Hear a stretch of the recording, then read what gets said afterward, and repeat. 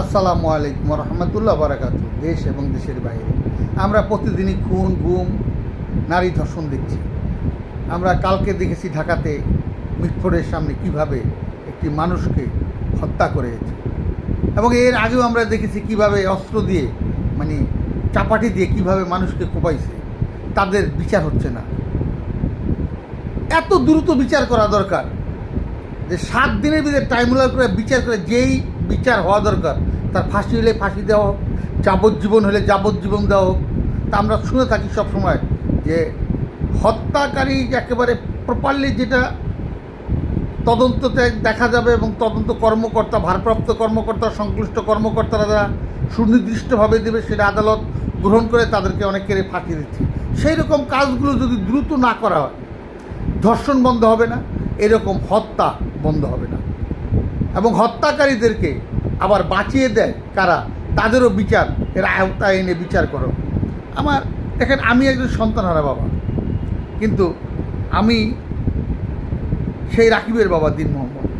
আমি এই বাচ্চাটা যে কাঁদতেছিল, এই বাচ্চাটার কান্না দেখা আমারই নিজেরই অনেক কষ্ট লাগছে। দেখেন, এই বাচ্চাটার কান্না দেখে আমার কষ্ট লাগছে। কেন? আমার এমন সন্তান হারিয়েছে, আর এই সন্তান হারিয়েছে আমার মতন একজন বাবা। আজকে কোথায় যেয়ে দাঁড়াবে, কে এই সন্তানকে দেখবে? সেই হত্যাকারীদের যদি দ্রুত বিচার না করা হয়, শুধু মুখে মুখে 7 দিনের টেলিভিশন, 7 দিনের সোশ্যাল মিডিয়ার উপরেই যদি নির্ভরশীল থাকে বাংলাদেশের আইন শৃঙ্খলা বাহিনী, এবং যারা ক্ষমতায় আছেন, যারা ক্ষমতায় আসবেন, তারা 7 দিন 10 দিনের ভিতরে 10 দিন পর্যন্ত খবর রাখবেন, তারপরে কোথায় হত্যা, কোথায় গুম, আর কোথায় ন্যায় বিচার হারিয়ে যায় সব কিছু।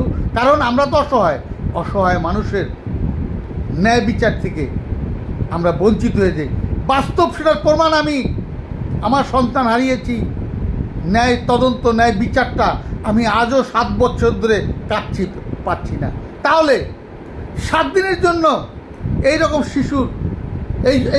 শিশুর কান্না আমরা দেখব 7 দিন, 8 দিনের দিন আর কেউ দেখবে না কোনো সোশ্যাল মিডিয়ার লোকেরা, লিখবে না কোনো সাংবাদিকরা, প্রচার হবে না কোনো প্রাইভেট টেলিভিশনে। কারণ আমরা তো অসহায়।